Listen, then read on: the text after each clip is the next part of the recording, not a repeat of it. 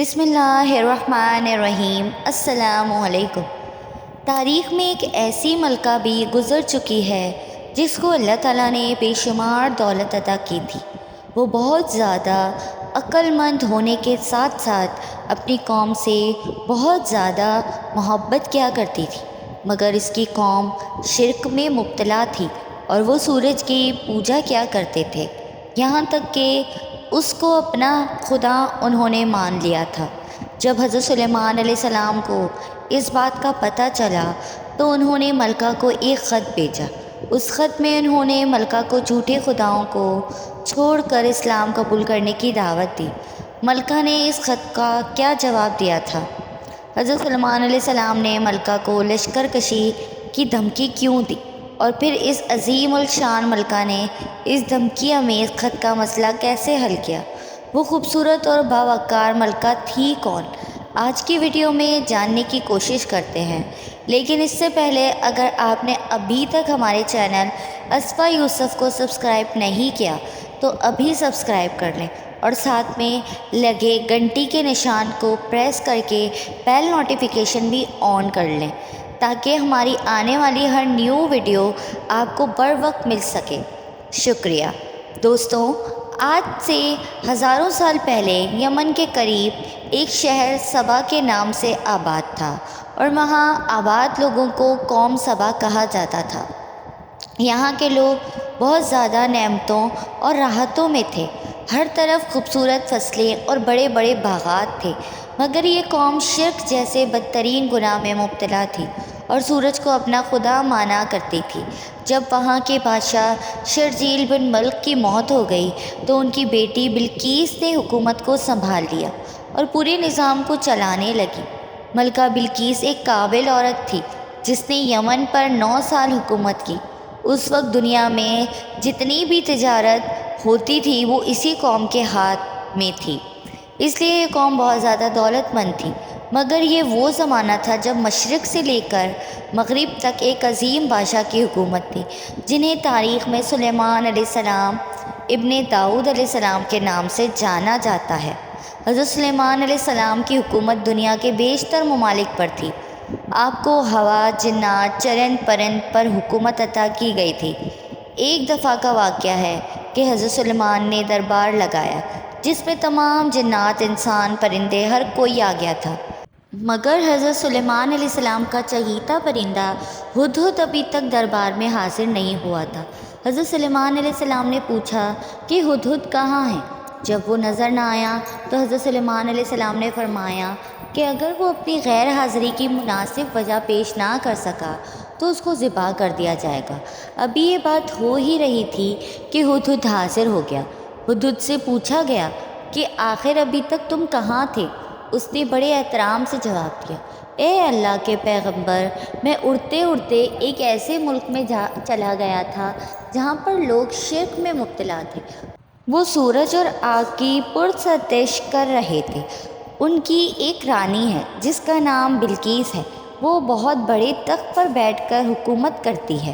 وہ رانی بہت زیادہ دولت مند ہے اور اس کے پاس دنیا کی قیمتی چیزیں موجود ہیں۔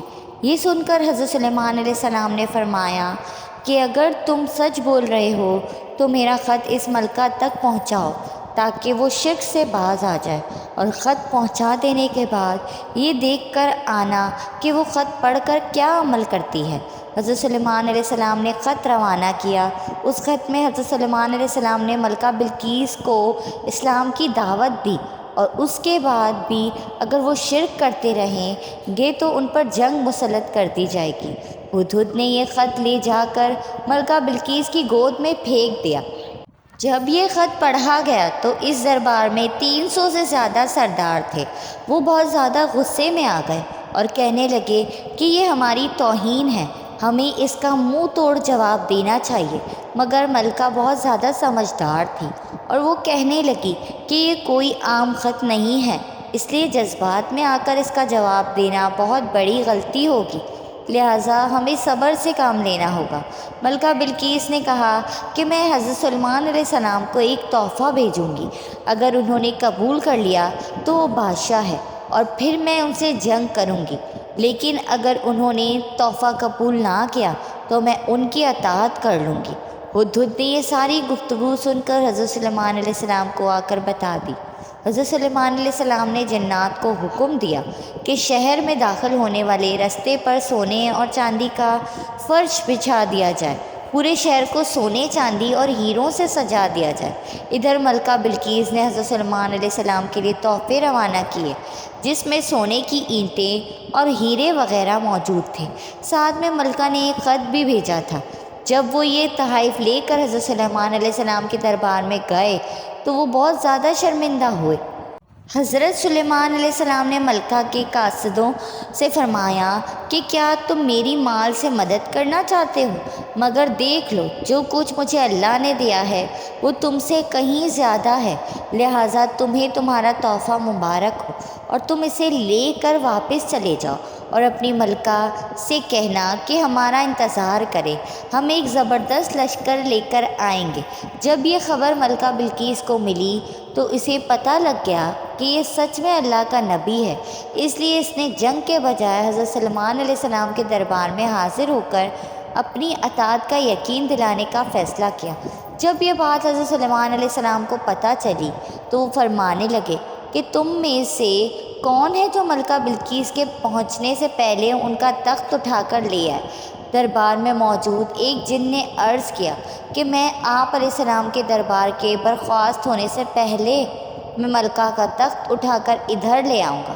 پھر ان میں سے ایک شخص جسے کتاب کا علم تھا وہ کہنے لگا کہ میں آپ علیہ السلام کی آنکھ جھپکنے سے پہلے ملکہ کا تخت لے آؤں گا۔ پھر حضرت سلیمان علیہ السلام نے اس تخت کو اپنے پاس رکھے ہوئے دیکھا۔ ملکہ کا تخت بہت زیادہ خوبصورت تھا، پورے کا پورا خالص سونے سے بنا ہوا تھا۔